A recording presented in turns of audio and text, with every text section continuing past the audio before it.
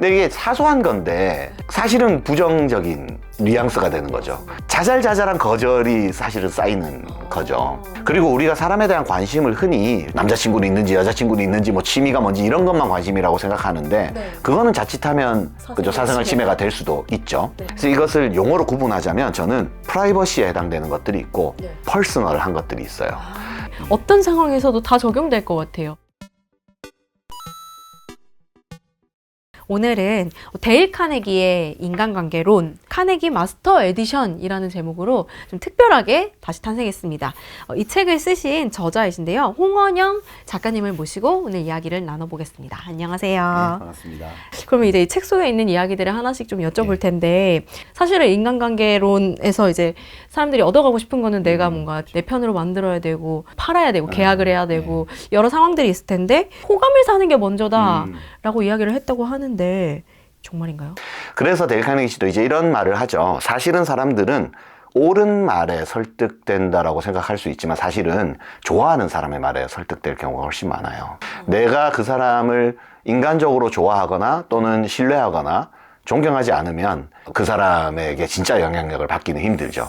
따를 만한 사람이 되는 것이 먼저인 거죠. 그래서 그것을 호감을 얻는 것이 먼저이다 라고 이제 데일 카네기 씨는 표현을 하고 있습니다. 네, 근본적인 원칙이다라고 말씀을 해주셨는데 그러면 좀 왠지 어딜 가나 좀 예쁨 받고 좀 매력덩이 같고 환영을 받는 사람들이 있단 말이에요. 그런 사람들이 가진 특징이라는 게 있을까요? 좀? 어딜 가나 뭐 이쁨을 받는다, 좀 주목받는다라고 표현하셨는데 이제 달리 말하면 이제 관심을 끄는 사람이 되는 거죠.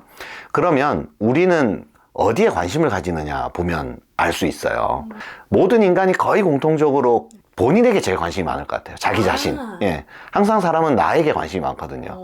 왜 우리가 신문에서 뭐 오늘의 뭐 이렇게 운세 뭐 이런 거나 뭐 별자리 뭐 MBTI 이런 거 나와도 누구 걸 제일 먼저, 내 거를 제일 먼저 보게 돼 있어요. 사람은 본질적으로 자신에게 관심이 많단 말이죠. 그러면 바꾸어 말하면 나에게 호감과 관심을 표현해주는 사람은 당연히 우리가 관심을 기울일 수밖에 없게 되겠죠. 그렇기 때문에 데일 카네기 씨도 이런 말을 해요. 당신이 2년 동안 관심을 받으려고 주목을 받으려고 애를 쓰는 것보다 한 2주만 다른 사람에게 그냥 순수하게 관심을 가져보면 더 많은 친구를 얻게 될 것이다 이런 얘기를 하거든요. 그래서 우리가 어떤 모임에 갔을 때 내가 뭘 했는데 말이야 뭐 내가 항상 그 아이가 많아요. 그런 사람들의 특징은 모든 말들이 내가 말이야, 나 때는 말이야, 내가 이거 해봤는데 말이야, 다 이런데 그 좀 주목을 끌고 진짜 좋은 의미로 호감을 얻는 사람들은 요즘 넌 어때? 뭐 힘들지 않았는지, 아니면 너는 뭘 좋아하는지 다 이렇게 유나 위에 포커스가 맞춰져 있죠. 그래서 그런 사람들은 상대방에게 관심을 기울임으로써 결과적으로 다른 사람들이 본인에게 저 사람 매력 있는데? 라고 이제 느끼게 만드는 것이라고 볼 수 있습니다. 어떤 상황에서도 다 적용될 것 같아요. 그렇죠. 만약에 뭐 남녀가 만나는 소개팅 자리에서도 그렇고 직장에서 뭔가 상사와 뭐 아니면 선후배 관계에서도 그럴 수 있고 일단은 먼저 들어주는 거 되게 세심하지만 되게 꿀팁이 될 수 있는 것들 잘 들어주고 상대방한테 관심 가져주는 거 말고 또 하나 뭐 있을 수 있을까요? 하나 표현되는 것 중에 하나는 저는 이름인 것 같아요. 이제 데일 카네기 씨도 이름을 많이 강조하는데 그 데일 카네기 씨가 뭐라고 표현하냐면 세상에서 가장 달콤하고 중요한 사운드, 소리라고 표현을 해요. 그래서 제가 우리 유이슬 매니저님에게도 미팅을 할 때에 이제 얘기할 때 유이슬 선생님 만나서 반갑습니다 하고 얘기하는 도중에 근데 우리 유이슬님이 이거 어떻게 생각하세요? 뭐 이렇게 얘기를 한다거나 마칠 때도 오늘 유이슬 선생님 대화 정말 즐거웠습니다. 이렇게 몇 번은 불러줄 수 있잖아요. 약간 의도적으로 이름을 더 한 번이라도. 그럴 때 조금이라도 어떤 친밀한 모멘텀을 만들 수 있고 또 그 노력 자체가 그 사람의 이름이나 그 사람의 존재 자체를 기억하려고 애쓰는 그런 어떤 노력에 해당될 수 있죠. 이름이 얼마나 중요하냐면 만약에 우리 유이슬 선생님께서 수억 원을 기부를 했다고 한번 해볼게요. 그래서 이 기념패를 딱 만들어줬어요. 근데 딱 기념패에 아솔 이렇게 적혀 있으면 너무 그건 단순한 오타가 아니거든요. 존재를 부정하는 거예요. 그렇기 때문에 이름은 굉장히 중요한 소리거든요. 그래서 그 사람의 이름을 주목하려고 하는 그 노력 자체가 사실은 단어에 주목하는 것이 아니라 사람에 주목하는 행위가 되기 때문에 그것은 저는 이제 표현이 된다고 생각해요. 반대로 좀 사람들이 피하고 싶어하는 사람도 또 있을 수 있을 것 같아요. 대화하기 유난히 싫어지는 그런 사람들의 특징은 뭐가 있을까요? 아마 모임에서 막 왁자지껄 떠들고 있는데 이 녹취록을 만약에 작성한다고 보면 되게 자주 등장하는 단어가 있을 수 있어요. 그게 뭐냐면 그게 아니고 사실 반대 얘기는 아닌데도 뭐 습관적으로 아니 근데 아니를 되게 많이 쓰거든요. 근데 이게 사소한 건데 사실은 부정적인 뉘앙스가 되는 거죠. 그리고 그게 알게 모르게 이제 스며들어요. 또 다음 질문은 뭔가 했는데 뭐 다음은 질문이 아니고 계속 뭔가 아니라고 하면 자잘자잘한 거절이 사실은 쌓이는 거죠. 그래서 이제 어떻게 보면 그런 자리에서도 내가 쓰는 그런 단어들만 좀 주의해서 그것도 그렇고 이렇게 그리고라는 방식으로 좀 바꾸어서 뭔가 의견을 덧붙여 주는 거죠. 이 친구가 만약에 산이 좋아 뭐 했으면 그렇지 그것도 그렇고 뭐 바다도 좋고 뭐 이렇게 하면 되잖아요. 우리가 그 토크쇼 같은데 사회자 뭐 예를 들어서 유퀴즈의 유재석 씨나 이런 분들을 잘 보시면 굉장히 리액션이 좋잖아요. 사실 그게 이제 이런 것과 똑같은 이치죠. 어떤 게스트가 와서 어떤 얘기를 하더라도 맞아 그래요 그렇죠 이런 호응들을 많이 해주거든요.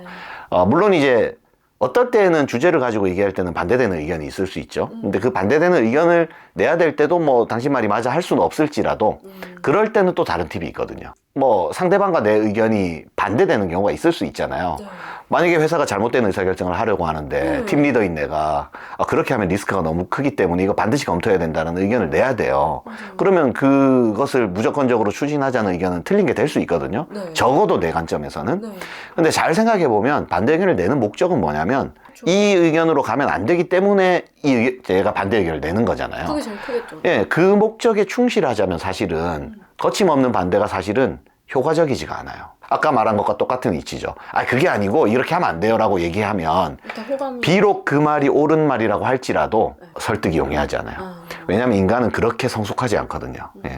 내 입장과 반대되고 내 감정을 상하게 하더라도 저 사람 말이 옳기 때문에 기꺼이 저 사람의 의견을 위해서 내 입장을 바꾸리라 라는 성인군자는 우리 직장에 그렇게 맞지 않습니다. 그렇기 때문에 반대 의견을 낼 때에도 일단은 상대방의 의견을 존중해 주는 게 중요하죠. 그런 점에서 공감한다 라든가 당신의 의견이 이런 장점이 물론 있다. 그리고 이거 하나만 더 생각해 보자 하면서 바로 어떤 그 내 의견을 뒷받침할 수 있는 근거나 사례를 빨리 제시하는 게 좋죠. 예를 들어서 팀장님이 이렇게 진행하고자 할 때 팀장님 의견 잘 이해했습니다. 이거 빨리 추진해야 된다는 거 저도 공감합니다. 근데 잠깐 이 사례를 보시면 의사결정이 너무 빨라서 이렇게 리스크가 많이 발생한 사례가 있는데 그래서 그 전에 요거 한 번만 더 점검하고 진행했으면 좋겠습니다. 라는 식으로 내 의견을 우회해서 대신 분명하게 마이너스 방식이 아니라 더하기 방식으로 내 의견을 좀 잘 어필하면 설득될 가능성이 조금은 높아지죠. 어쨌든 호감이 있으면 좋지만 이미 나한테 없을 수도 있고 그렇죠. 그런 상황에서 좀 그거를 되돌릴 수도 있을까요? 뭐 예를 들어서 이제 직장에서 팀 리더들이 팀원들을 뭐 이렇게 좀 관계도 가까워지고 팀워크를 증진하기 위해서 막 관심을 보인단 말이죠. 그런데 이제 생각해보면 요즘에 그런 말도 있더라고요. 뭐 주말에 뭐 어떻게 지냈어요? 이렇게 한 3번만 물어봐도 직장 내 괴롭힘이 된다고. 그게 이제 거부 반응이 생기는 거죠. 그리고 우리가 사람에 대한 관심을 흔히 남자친구는 있는지 여자친구는 있는지 뭐 취미가 뭔지 이런 것만 관심이라고 생각하는데 그거는 자칫하면 좀 불필요한 사생활 침해가 될 수도 있죠. 근데 팀에서 정말 조직에서 관심을 가져야 할 것은 무엇이냐면 일과 관련된 거죠, 당연히. 그런데 이 사람이 이 일에 대해서 어떤 목표가 있는지 또는 의사결정할 때 중요하게 생각하는 기준은 무엇인지 아니면 어떤 종류의 보람을 얻고 싶어 하는지 또는 여기서 커리어를 성장해서 뭐 어떤 모습이 되고 싶은지 등등은 굉장히 중요한 것들이거든요. 그런 거에 관심을 가져주라는 거예요. 그래서 이것을 용어로 구분하자면 저는 프라이버시에 해당되는 것들이 있고 퍼스널한 것들이 있어요. 프라이버시는 그 사람의 사생활에 대한 것이고요. 이것은 일정 부분 지켜줘야 되고 상대방이 먼저 오픈한다면 당연히 또 가까워질 수 있는 계기가 되지만 내가 이 사람의 프라이버시 오픈을 강요할 수 없죠.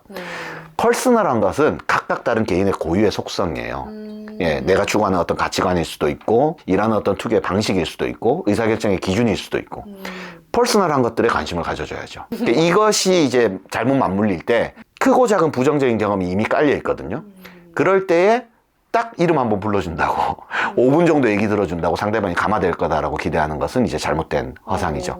그래서 그런 상황일수록 조금은 시간을 두고 꾸준하게 반복해서 실천하는 것이 행동이 반복되면 그 사람의 태도가 되니까 그래서 그렇게 좀 접근하는 게 맞는 것 같습니다. 마스터님께서 우리 팀의 팀장님으로 오신다면 참 좋을 것 같다는 생각을 잠깐 했는데 팀장님 보지 마세요.